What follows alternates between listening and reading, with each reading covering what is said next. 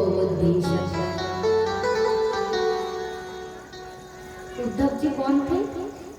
उद्धव का परिचय दे रहे शिशुदेव मुनि। कहते हैं वृष्णिनाम प्रवरवंती, वृष्णि वंश के प्रधानमंत्री थे उद्धव। कृष्ण दैत सखा, कृष्ण के अति अंतरंग सखा थे उद्धव। और तीसरा शिष्य बृहस्पति, देव गुरु बृहस्पति जी के शिष्य थे कौन? उद्धव जी महाराज। और चौथा परिचय दे रहे क्या? साक्षात उद्धव बुद्धिश्वत्तम। बुद्धिश्वत्तम माने जिनकी बुद्धि स्वत्त माने ब्रह्म में स्थित है। उद्धव जी ब्रह्म ज्ञानी थे। ब्रह्म ज्ञानी अर्थात ब्रह्म भूत प्रसन्नात्मा, श्रीमद् भगवद गीता। ब्रह्म भूत प्रसन्नात्मा न सोचते न कंखति सम सर्वेषु भूतेषु मद भक्ति लभते परा। परा भक्ति के लाभ करते जो ब्रह्म में अपनी बुद्धि को स्थित करते हैं। न संसार की किसी वस्तु का शौक है, न किसी वस्तु के पाने से हर्ष है। हर समय जिनकी बुद्धि समान स्थिर होकर रहते हैं, इसे कहते हैं क्या? ब्रह्म ज्ञानी। भगवान कृष्ण बहुत दिन बाद आए ना गुरुकुल से लौटकर, तो माँ देवकी के मन में विचार है कि मैं यशोदा को जन्म से खिलाई ना बना बना कर भोजन प्रसाद। माँ है ना आखिर, उनके मन में भी इच्छा होती कि मैं भी अपने कृष्ण को अपने हाथों से बना के खिलाऊं। माँ है, खूब सुंदर सुंदर व्यंजन बनाई माँ देवकी। विचार की सुने थे ब्रजवासियों के मुँह से कि यशोदा के हाथ से माखन बड़े प्यार से पाते थे गोपाल। तो माँ देवकी ने क्या किया? अपने हाथों से माखन बनाकर ना एक कटोरे में माखन भी रख दिया। जैसे माखन रखा ना, और उस भोजन के थाली को कृष्ण के सामने परोसा गया, तो जैसे भोजन के थाली में भगवान कृष्ण ने माखन की कटोरी को देखा कि कृष्ण को उस माखन को देखते हुए यशोदा मैया आंखों से भर अश्रु बहने लगे। और देखिएगा जब रोना तो रोते हैं ना कोई, तो भोजन किया नहीं जाता है ना। ज्यादा रोना आता है तो भोजन नहीं हो पाता है। आंखों से इतना अश्रु बह रहे कि गोविंद एक रस भी अपने मुंह में नहीं पाए। रोते रोते अपने महल में चले गए। आज माँ देवकी के मन में कितना भारी दुख हुआ। ओहो, इतने दिन बाद मेरे पुत्र आए तो आए, आज मैंने प्यार से भोजन बनाई, परंतु मेरे भोजन में ऐसी कौन सी त्रुटि हो गई कि मेरे कृष्ण भोजन की थाली देखकर रोते रोते अपने महल में चले गए। कैसी लगती होंगी माँ को? आप विचार करें। किसको बताएंगे माँ देवकी मन की बात? वसुदेव जी को बताया। वसुदेव जी ने कहा देवी, तुम जिस प्रकार कृष्ण की अंतर की बात नहीं जानते हो, मैं भी तो नहीं जानता। क्या करें? अक्रूर उद्धव को बुला लिया, उद्धव जी को बुलाया गया। उद्धव सुनो, तुम तो कृष्ण की उम्र के जैसे हो ना, उसके बराबर उम्र के हो। सुनो उद्धव, तुम एक बार जाकर देख कर आओ क्या हुआ, कृष्ण ऐसे रोते रोते क्यों चले गए। भोजन के थाली को कृष्ण ने छुआ भी नहीं। उद्धव जी गए और जैसे महल के अंदर गए, और उद्धव जी ने गोविंद से कहा प्रभु क्या बात है। तो गोविंद क्या कहते हैं?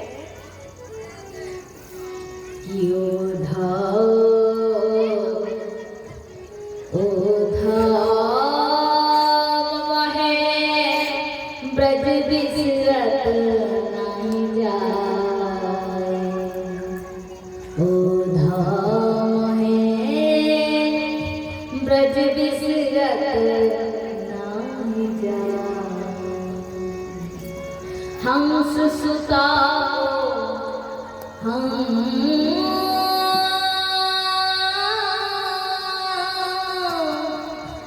हंस सुता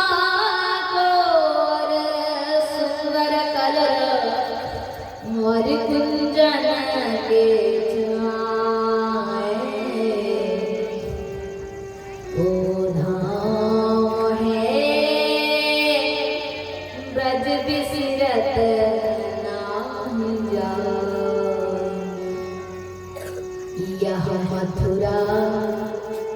कंचन की नगर मणिमुक्ता कि पर जब ही सुरतिया बताव सुख के जिया मगत सूधिनो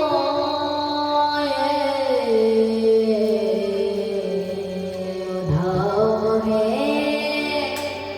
ब्रज बिसरत आँखों में आंसू भरते कृष्ण कहते उद्धव भैया वास्तव में मैं अपने वृंदावन को भूल नहीं पाता हूँ।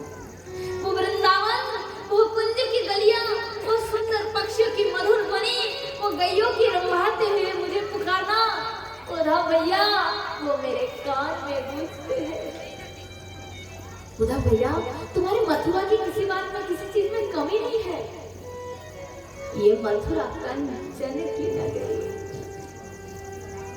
कंचन सोने की नगरी है मथुरा, जानता हूँ, किंतु जब मेरे ब्रज की याद मेरे हृदय में आता है तो ये कंचन की नगरी भी मेरे हृदय में फीके फीके लगते हैं। उद्धव जी के हाथ पकड़कर कृष्ण कहते, उद्धव भैया एक बार जाकर देख कर आओ कि मेरे नंद बाबा यशोदा मैया कैसे है, क्या वे मेरे विरह में जीवित है या नहीं, मेरे गोपीजन कैसे होंगे। उद्धव जी ने कहा प्रभु अगर ऐसी बात है तो आप ही चले जाइए, मैया बाबा का दर्शन करेंगे ना तो आपका मन शांत हो जाएगा। उद्धव जी की बात सुनकर प्रभु कहते उद्धव भैया मैं चाहकर भी नहीं जा सकता, क्योंकि गोलोक में एक बार राधा रानी को श्री राम सखा ने शाप दिया कि कृष्ण विरह में तुम्हें 100 वर्ष तक भूलोक में अपना जीवन बिताना पड़ेगा। इसलिए भक्त वचन की रक्षा के लिए मैं चाहकर भी वृंदावन नहीं जा सकता। इसलिए उद्धव भैया एक बार तुम ब्रज में जाओ, देख कर आओ कि मेरी माता यशोदा मेरे नंद बाबा कैसे है। उद्धव जी ने कहा प्रभु क्या आप उन्हें ब्रह्म ज्ञान नहीं दिया? ब्रह्म ज्ञान देने के बाद तो ये रोना वोना सब बंद हो जाता है, क्योंकि यहाँ पे भी जो ईश्वर वहां पे भी वही ईश्वर। तो गोविंद कहते उद्धव भैया मैं गोपियों को ब्रह्म ज्ञान भी देना चाहा, परंतु वे कहते कन्हैया तेरे ब्रह्म ज्ञान अपनी थैली में अपनी झोली में रख, हमें सब नीचे ही। हमें तो यही अच्छा लगता है कि जब तू पास आए ना तो तुझे प्यार करो, दुलार करो, और जब दूर हो जाए ना तो तेरे विरह में तेरे लिए रो। हमें तो यही अच्छा लगता है। उद्धव जी ने कहा ठीक है प्रभु अगर ऐसी बात है ना तो देखना मैं ब्रजवासियों को ऐसा ब्रह्म ज्ञान देकर आऊंगा ना कि ये रोना धोना सदा के बंद हो जाएगा, वहां भी सब शांत हो जाएंगे और आप भी अशांति से रह पाएंगे। भगवान कृष्ण मनी मन सोच रहे थे कि उद्धव भैया जाओ वृंदावन में, देखते हैं ब्रह्म ज्ञान देकर आते हो या गोपियों की कृपा लेकर आते हो। हम भी देखना चाहते हैं कि गुरु बनकर आते हो या गुरु बना के आते हो। बोले राधे। क्योंकि ये प्रेम बड़े प्रेम गली अति सागरी दामना दो समान। प्रेम के तत्व को जिसने चखा वही जानेगा, दूसरा इसकी महत्व को क्या कैसे समझ सकता है। भगवान कृष्ण ने अपने हाथों से संदेश पत्र लिखे और उसको उद्धव जी के हाथ में दिए। रात बीत गई, सवेरा हो गया। उद्धव जी जल्दी से स्नान आदि कार्यों को संपादित करके प्रभु से मिलने गए। प्रभु विदा दीजिए, मैं ब्रज की ओर प्रस्थान करने वाला हूँ। भगवान श्री कृष्ण ने कहा उद्धव भैया ब्रज में जा रहे हो, सुनो उद्धव भैया मेरी काई कमरियों को तुम ओढ़ कर जाओ, क्योंकि जिससे मेरा कोई संबंध नहीं ना ब्रजवासी तो उनसे बात तक करना नहीं चाहते हैं। आज उद्धव जी को गोविंद ने अपने समस्त आभूषण उद्धव जी के अंग पर पहना रहे हैं, क्योंकि गोविंद सोच रहे कि मैं तो जा नहीं सकता, कम से कम मेरी अंग के आभूषण ही चले जाए। मैया पापा गोप गोपीगण देख के समझ जाएंगे कि हमारी कन्हैया की आभूषण है। अपने मस्तक के मुकुट को खोलकर गोविंद ने उद्धव जी के मस्तक पर पहना दिया। अपने गले के वैजयंती माला को खोलकर गोविंद ने उद्धव के गले में पहना दिया। अपने कंगन खोलकर उद्धव जी के हाथ में पहना दिया। किंतु जैसे चरणों की नुपुर को खोलकर उद्धव के चरणों में पहनाने के लिए जाएंगे,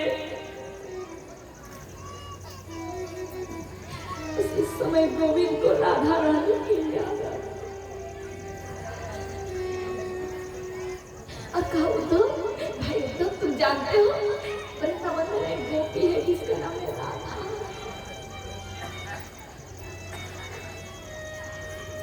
जब वे कभी कुंजन में मान करके बैठते थे ना उद्धव भैया,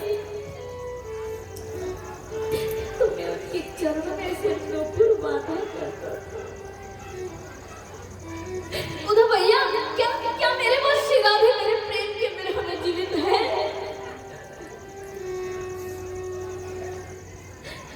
उद्धव भैया, यदि श्री राधे हाँ कृष्ण कहते हुए यमुना जल में कूद कर अपना प्राण दे दे,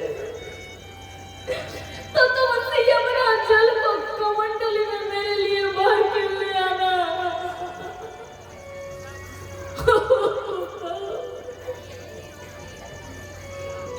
सारा दुनिया जानता है भक्त भगवान के लिए रोते, पर आज जान रखो मुझे प्रेमी आता है कि भगवान भक्त के लिए रोते रोते लोट लोट हो रहे हैं।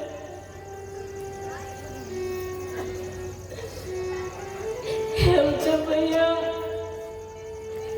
यदि मेरी श्री राधे कृष्ण कृष्ण कहते कहते अग्नि कुंड में कूद कर अपना प्राण दे दे, तो वही भस्म मेरे लिए लेके आना उद्धव भैया।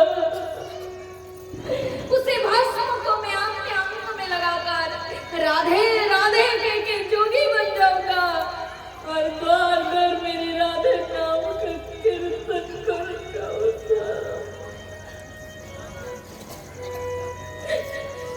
गोविंद के इस प्रकार चित्कार करते हुए रोते को देखकर उद्धव आश्चर्य। एक ब्रह्म ज्ञानी सोच रहे कि क्या ब्रह्म भी रोता है? मैंने तो कभी सुना नहीं था, किंतु आंखों का देखा भी तो झूठ नहीं हो सकता। आखिर ये ब्रज प्रेम है क्या जिसके लिए गोविंद रो रहे हैं? प्रभु श्री चरण का स्मरण करते हुए उद्धव चल पड़े हैं रथ में बैठकर ब्रज वृंदावन की ओर। गोविंद ने अपनी योगमाया का स्मरण किया। हे योगमाया, मेरे परम भक्त उद्धव वृंदावन जा रहे हैं, उसे प्रेम भक्ति के सागर में सरोवर। उद्धव जी प्रभु चरण का स्मरण करते रथ पे बैठकर चल पड़े ब्रज की ओर। दिन भर प्रभु चिंता प्रभु स्मरण करते हुए शाम हो गया। वृंदावन पहुंचे, देखा उद्धव जी ने देखा पूरे वृंदावन में उस समय ना गैया दिन भर चल के वापस अपने अपने गृह की ओर बढ़ रहे थे, गौशाला की ओर बढ़ रहे थे। पूरे वृंदावन गोधूलि से स्नान। गैया आप देखोगे, गैया जिस माने अभी तो पक्का सड़क है, ग्रामीण एरिया में भी पक्का सड़क, ब्रज में तो कच्चा रास्ता था, धूल। तो वो गैया जब गए ना तो पूरा धूल उड़कर पूरा वृंदावन ब्रज धूली से भर गए। और उद्धव वही ब्रज धूली से स्नान होकर रात से नीचे उतरकर साष्टांग होकर वृंदावन को प्रणाम कर रहे हैं। आज उद्धव देख रहे हैं कि वृंदावन की वही भूमि के प्रत्येक जगह गोविंद की दिव्य चरणों चित्त। उद्धव परम भक्त, भगवान के चरण में वज्र अंकुश ये सब ध्वजा ये सब दिव्य चिन्ह सुशोभित है। चिन्ह देखते हुए उद्धव जी महाराज जहाँ तहाँ जय श्री हरि जय श्री कृष्ण कहते हुए जहाँ चरण देखते वही साष्टांग होकर प्रणाम करते। क्योंकि जानते हैं ईश्वर क्या करते हैं। तो महाराज उद्धव जी कुछ दूर आगे गए, देखा तो बहुत बड़ा वन है, तो उन्होंने सोचा लंबा रास्ता है, थोड़ा रथ पे बैठ के जाता। रथ पे बैठे, बहुत दूर रथ चल रहे थे, आगे बढ़ रहे थे। इतने में कुछ ग्वाल वाल कृष्ण की जो सखा थे ना, श्रीराम, सुदाम, मधुमंगल आदि सब बैठे थे। एक वाला अरे श्रीराम देख तो उधर कन्हैया आगे रथ पे। मैंने तुझे कहा था ना, वो हमारे बिना रह नहीं सकते। देख आ गया ना, उसको याद हमारी आ ही गया। चल कन्हैया आगे। सब एकदम जोर लगा के दौड़े, कन्हैया आगे करके खूब आनंद में झूम रहे थे।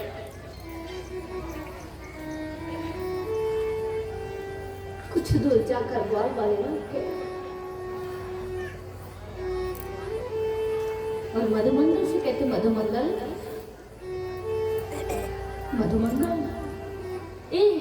ये हमारे कन्हैया नहीं रे, ये हमारे कन्हैया हो ही नहीं सकता। हमारे कन्हैया हमसे मिलने से रात में बैठ के कभी नहीं आ सकता। वो तो रथ से कूद के दौड़ के हमसे आके चिपक जाएगा, हमें हृदय से लगाएगा। अरे श्रीदामा, ये कोई अपना कन्हैया नहीं है, हमें भ्रम हो, ये कोई दूसरा है। आगे बढ़ा ग्वाल तो देखे तो कन्हैया जैसा ही श्याम वर्ण उद्धव जी के भी थे। वस्त्राभूषण तो कन्हैया का ही पहना हुआ था उद्धव महाराज। पहचान गए कि कृष्ण का कोई विशिष्ट वृत्त होगा। उद्धव जी के स्वागत किए। उद्धव जी ने कहा, नंदराय का महल किधर पड़ेगा? ग्वाल वालों ने कहा, ये देखे जो जल की धारा बह रहे हैं ना, इसी के पास से चले जाइएगा तो ठीक आपको नंद महल दिख जाएगा। उद्धव जी ने कहा, क्यों, वहां कोई झरना बह रहा है क्या? बोले नहीं, वहां झरने की आवश्यकता नहीं। कृष्ण गृह में नंद, ब्रजवासी नंद, यशोदा मैया की आंखों से इतनी अश्रु बह रहे कि आज ब्रज में नदी की धारा बह रही। हमारे लिए काल्पनिक हो सकता है, परंतु काल्पनिक नहीं है। हम उस प्रेम की स्थिति में पहुंचे नहीं, इसलिए हम सोच रहे हैं कि ये कहानी है, काल्पनिक है, किंतु नहीं है।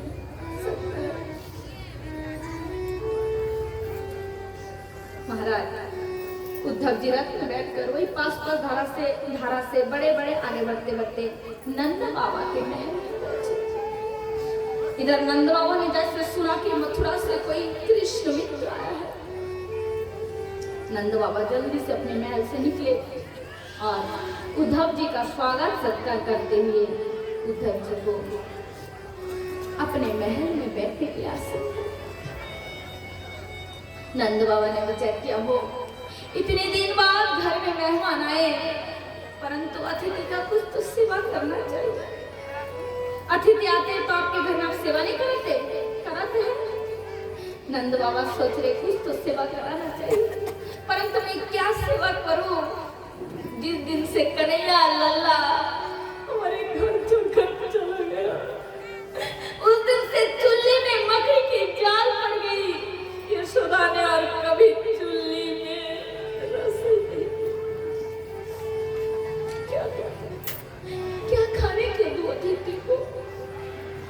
जिनके घर में लक्ष्मी जी दासी बनकर थी, वो नंद बाबा की घर की रसोईघर आज दुख की वेदना की गाथा गा रहे कृष्ण की। उद्धव जी जैसे महल में प्रवेश की नंद बाबा के महल की कोने से जय श्री कृष्णा कृष्ण लल्ला मोहन नटखट कहाँ चले गए? ऐसी ध्वनि एक दीवार से और एक दीवार के टकरा रहे हैं, और वही ध्वनि सुनकर उद्धव जी की आंखों से अश्रु बहने लगे।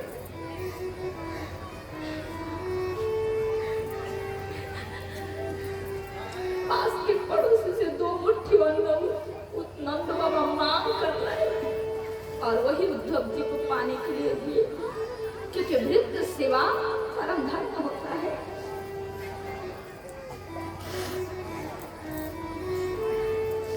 महाराज प्रसाद आदि पाकर उद्धव जी थोड़ा शांत हुए, क्योंकि परिश्रम हो गया था ना। तो नंद बाबा ने सोचा कि कन्हैया की बात पहले थोड़ा पूछो। फिर सोचा हो कैसे पूछूं, क्या सोचेंगे कि देखो खाली पुत्र पुत्र कहकर ये पागल होकर रहता है। अपने हृदय में पत्थर दबाकर नंद बाबा ने कहा, उद्धव बताओ तो सही, तुम्हारे मथुरा में देवकी वसुदेव कुशल मंगल से तो है ना?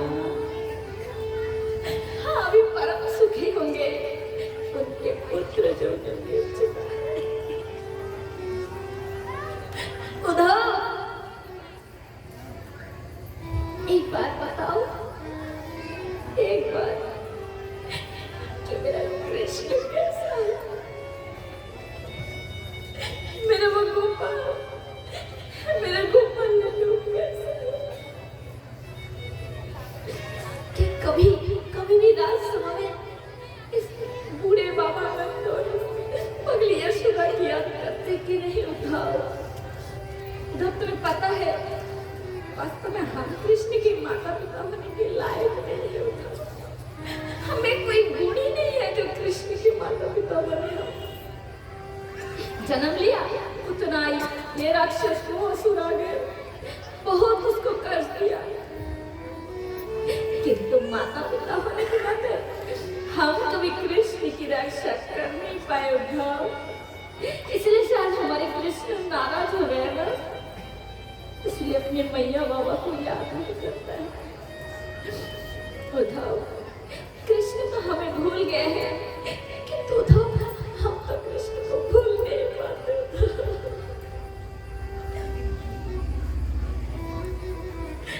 हम भूल नहीं पाते। मैं सोचता हूँ नहीं क्या हुआ, वो तो राजा का बेटा है, राजा बन गया, उसकी अगर नहीं करूँगा तो सुख में ही लेना। ऐसा सोचकर ना उद्धव मैं जमुना में चला जाता हूँ, और जैसे जमुना में जाता हूँ ना, जमुना किनारे लगता है कि मेरे गोपाल खेल रहा है। उस दृश्य को देखकर मेरा हृदय पागल हो जाता है। मैं गोपाल की उस चंचल लीला का याद आके मेरी बुद्धि काम नहीं करती उद्धव, मैं व्याकुल होकर गोवर्धन कर बढ़ता हूँ। उद्धव तुम्हें मालूम है गोवर्धन में एक भी ऐसा वृक्ष नहीं जिसके नीचे मेरे गोपाल का लाला ने पूरी लीला बजाया। उद्धव जिधर देखता हूँ ना मुझे खाली कृष्ण ही दिखाई देते, मैं पागल हो जाता हूँ। मैं सोचता हूँ कृष्ण की याद मैं करूंगा ही नहीं, और मैं घर के अंदर आ जाता हूँ और आंख नाक कान बंद करके मैं जैसे हृदय की ओर झांकता हूँ तो हृदय मंदिर में भी मुझे केवल कृष्ण ही कृष्ण दिखाई देते। उद्धव कृष्ण दिखाई देते। और इतने बड़े ब्रह्मज्ञानी उद्धव सोच रहे हैं कि जिस प्रेम को पाने के लिए युग युग तपस्या करना पड़ता है, फिर भी प्रेम प्राप्त नहीं होता है, और ब्रजवासी को ये प्रेम सहज में प्राप्त हो गया। उद्धव जी कह रहे हैं पृथ्वी माता तू फट जाओ, मैं तेरे अंदर चला जाऊं, क्योंकि इनके प्रेम देखकर मुझे खुद को लज्जा रहे, मुझे शर्म आ रही है। उद्धव जी ये भी नहीं कह पा रहे कि मत रोइए, क्योंकि परम ब्रह्म के लिए रोना ही जीव का सबसे बड़ा परम सौभाग्य है। जीव का परम सौभाग्य क्या है? ईश्वर के लिए रोना। जब तक नहीं रोते माँ भी बच्चा को दूध नहीं पिलाते। कृष्ण को आज तक जितने ने भी प्राप्त किया, हंसते हंसते किसी ने भी कृष्ण को प्राप्त नहीं किया। कृष्ण को पाना है खाली रो रो, रोते हुए कृष्ण को पाओगे, और जिस दिन पाना हो जाएगा ना उस दिन से तुम्हारा हंसना शुरू होगा, उस दिन से तुम्हारे मुख में और कभी हंसना बंद नहीं होगा। किंतु जब तक नहीं मिल रहा है एक ही उपाय है, मिलने के लिए तड़पना रोना। एक रुदन से ही कृष्ण प्राप्ति हो सकता है और दूसरा उपाय नहीं।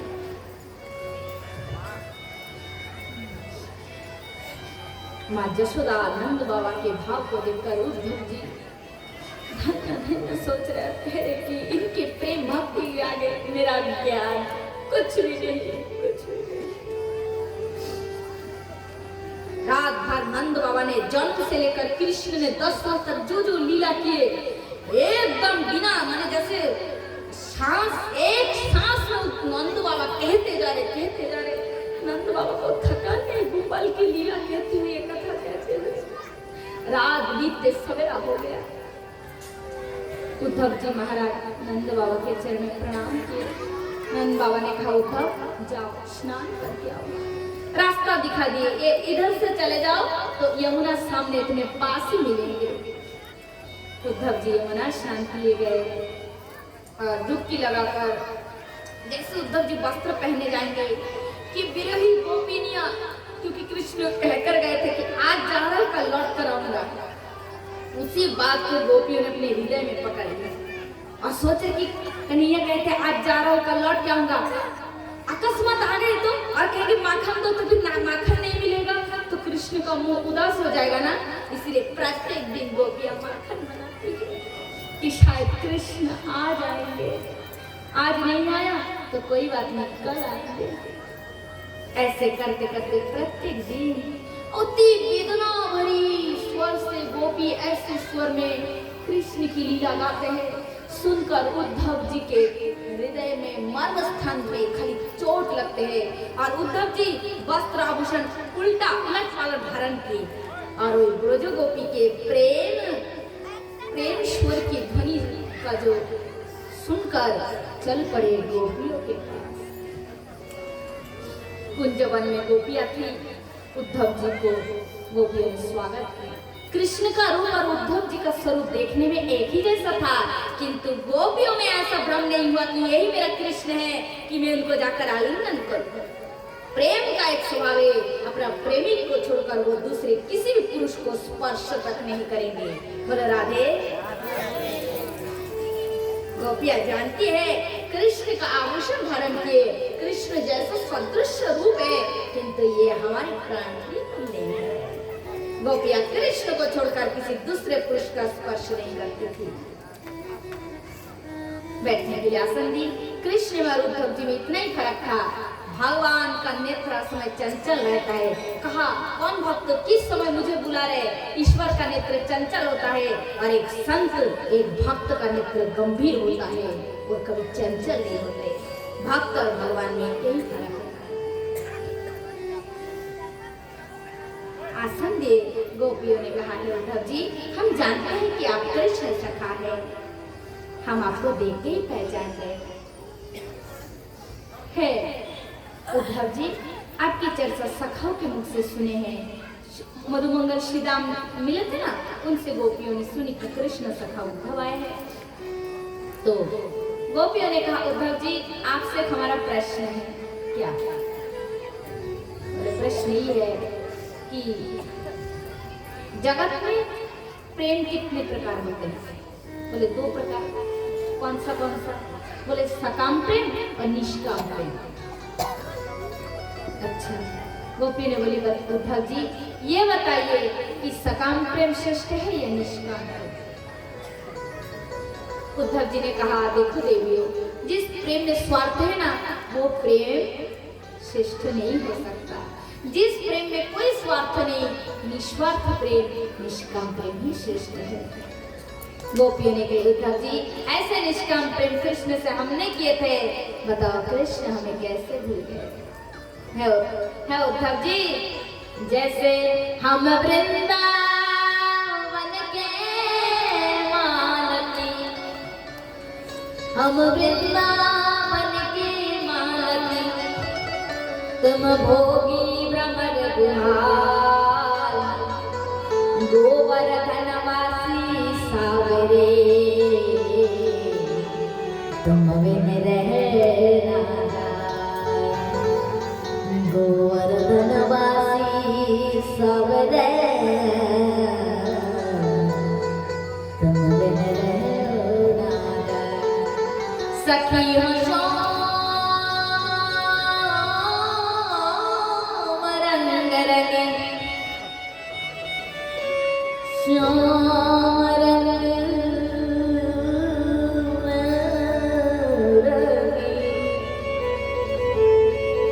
देखी बिकायो गई मूरते,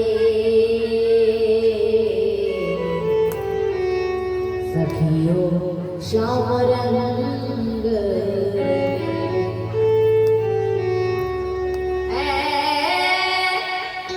नाली रंग मन पीली सखी नाल रंग मन पीली श्याम रंग चुनरिया जो धोबी धोए तो पूरी उम्र पर रंगना छूटे सावरिया धोबी धोए तो पूरी उमरिया रंगना उठे मेरे सावरिया।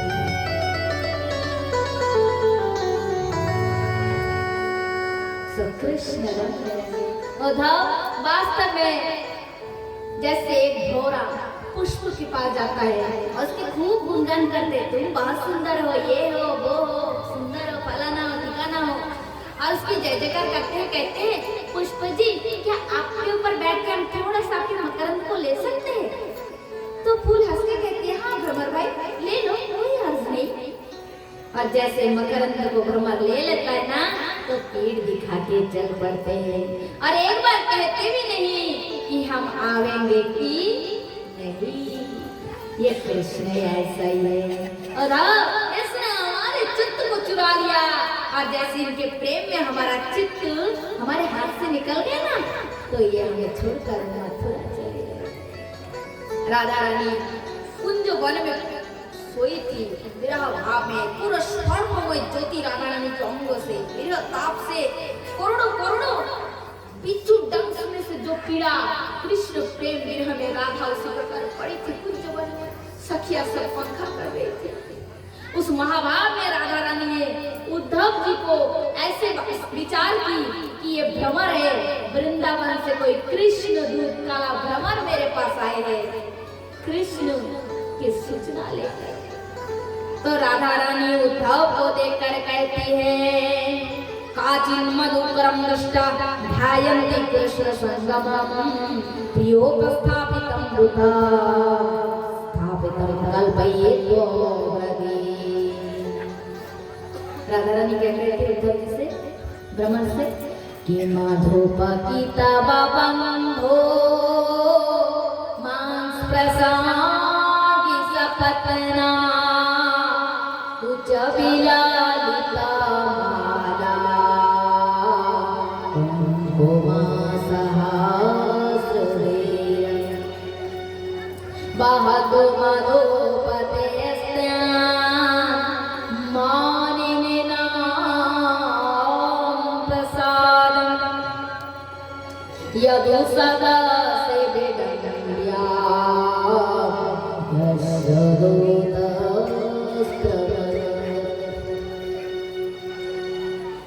इसे कहते हैं भागवत जी में भ्रमर गीत। क्या गीत? भ्रमर गीत। राधा रानी मान कर भ्रमर से कहते भ्रमर तू मेरे चरणों को स्पर्श मत कर, ये झूठी अभिनय विनय मत कर। मथुरा के मधुपति श्री कृष्ण के गले में बनमाला है। मथुरा की जो नारियां है ना कृष्ण की जब आलिंगन करती है तो उन स्त्रियों की वक्षस्थल की केसर उस बनमाल माला में लग जाती है और उस बनमाला में तू बैठकर आया है। तेरे मुंह पे वही केसर कुमकुम तेरे मूंछ पे लगा हुआ है। ये झूठे मुंह से तो मेरे चरणों को स्पर्श मत कर। ये प्रेम की बहुत उच्चतर दशा है रामचंद्र, इसको तो समझना बिरला कोई समझ सकता है। हम जैसे साधारण मनुष्य राधा रानी के महाभाव कैसे समझ सकते हैं ना। फिर भी यकीन श्रवण करे तो भी हमारा मन पवित्र हो जाएगा। राधा रानी कहते अरे भ्रमर तू जैसे पुष्प में जाता है उसके मधु को छीन कर ले जाता है और उसको पेट दिखा के चल पड़ता है, वैसे ये मधुपति श्री कृष्ण हमारे मीठी मीठी भोले भोले बातें हमारे कान में कह कर हमारे मन को ले जाकर लेकर चला गया। तुझे पता नहीं ये जब त्रेता में अवतार लिए थे ना, अरे शूर्पणखा की क्या दोष थी, इनके रूप ही कुछ बेचारी की नाक कान काट कर उसे क्रूप बना दिया। आज किशोरी जी को शूर्पणखा के ऊपर भी दया आ रही है। कैसी माँ भाव है राधा रानी की। दत्तराज बलि की कथा कहते हैं राधा रानी, अरे उस बलि पर क्या दोष था? अपनी बातों के जालों में फंसाकर सारी संपत्ति ले ली और सुग्रीव के बड़े भाई बाली को पीछे से वार करके मार दिया। इसलिए सुन भ्रमर, ऐसे कपटी लोगों से तो हमारी कोई मित्रता नहीं। तू चला जा, मथुरा में चला जा। तब तू कहेगा कि इतना हमारे प्रभु से माने तो बैठे बैठे रास्ता क्यों देख रहे हो? उनके यहाँ पर रास्ता क्यों देख रहे हैं? तो पता है भ्रमर किस लिए? कि जहाँ है लगना, जहाँ है लगना लगी घनश्याम की, जहाँ लगना लगी घनश्याम की, धरत है पगा परत तो हो सुध नहीं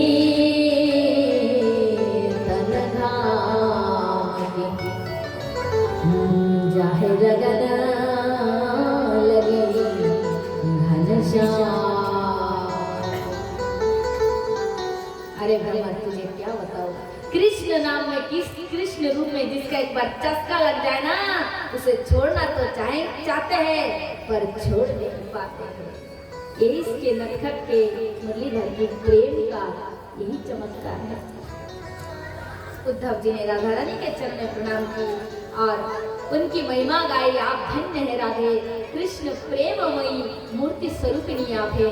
उद्धव जी ने राधा रानी के चरण में प्रणाम किए और कृष्ण के संदेश सुनाया, जिसमें भगवान ने लिखा था, हे ब्रज देवियों, तुम निरंतर मेरी चिंता करते हो और मुझे चिंतन करने वाले व्यक्ति मुझे ही प्राप्त करते हैं, अतः मैं तुम्हें जल्दी प्राप्त होगा। इस प्रकार जब संदेश में भगवान ने लिखा था, उद्धव जी ने पढ़कर सुनाया, गोपियां अत्यधिक आनंदित थी।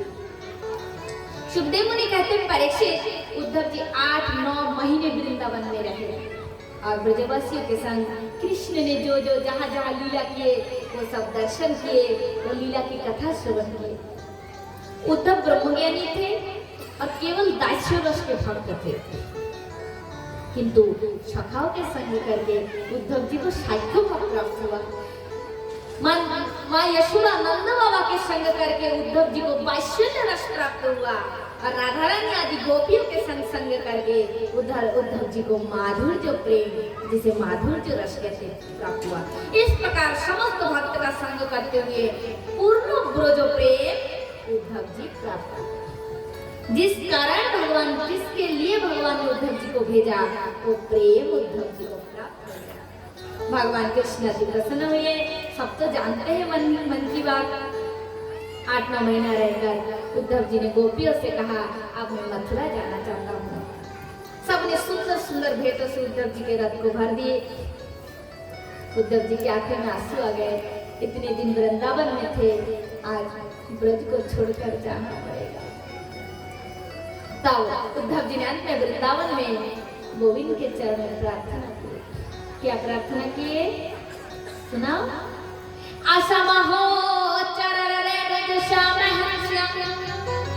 वृंदावन किमपि गुलमला तो औषधीरा यादुष्टजा सजनमाजा पतंजलित्वा वीररूपकंद पदवेंशु देवी विमुरा। उद्धव जी ने कहा, हे प्रभु, आप मुझे ऐसा आशीर्वाद दीजिए कि मैं वृंदावन का कोई लता पत्ता बन जाऊं, कोई औषधि का वृक्ष बन जाऊं। कम से कम गोपीजन जब इस पद से जाएंगी ना, तो उनकी चरण धूलि यदि भूल में भी मुझ पर पड़ जाए तो मैं धन्य हो जाऊंगा, कृतार्थ हो जाऊंगा। आज भी हमारे वृंदावन में उद्धव जी कुसुम सरोवर के पास जो कुसुमा वन है, उस लता पत्ता के रूप में शायद उद्धव जी महाराज जी है। हाँ, गोपियों का संग प्राप्त करते हैं। समस्त ब्रजवासियों के चरण वंदना करते हुए उद्धव जी रात में बैठकर मथुरा चल पड़े। महाराज इधर भगवान कृष्ण में व्याकुल हो गए। उद्धव भैया, इतने दिन हो गए, अब तक लौट कर नहीं आते हैं। बहुत दिन बाद उद्धव जी के रथ की ध्वजा दिखाई दी। तब महाराज उद्धव जी जान गए कि मेरे कन्हैया जान गए कि अब मेरे उद्धव भैया आ गए। अपने 9 मंजिल ऊंचे छत पर कृष्ण ने जब देखा कि उद्धव आ रहे, सीढ़ियों से तीव्र वेग से आए और नीचे आकर उद्धव को हृदय से लगा। आज मानो भगवान ने उद्धव को ही नहीं, पूरा वृंदावन को ही हृदय से लगा लिया, क्योंकि उद्धव ने तो पूरा वृंदावन अपने हृदय में लेकर ही मथुरा आए। समस्त गोपीजनों का भेंट दिखाए, सबको उद्धव जी ने कहकर सुनाया। सब भेंट देखकर भगवान अति प्रसन्न हुए। माँ यशोदा के भेंट को देखकर तो प्रभु के आंखों में आंसू आ गए। कौन सी भेंट थी पता है आपको? माँ यशोदा की बनाई हुई अपने हाथ का माखन देखकर प्रभु का हाथ भर आया। प्रसाद का इसको आज कुछ दिन फिर ब्रज की बातें सुनकर भगवान कृष्ण ने उद्धव द्वारा कोई ब्रज अपने मथुरा में भी प्रचार कराया। सुखदेव मुनि कथा प्रसंगों को आगे बढ़ाते हैं ना, और इसके बाद कहते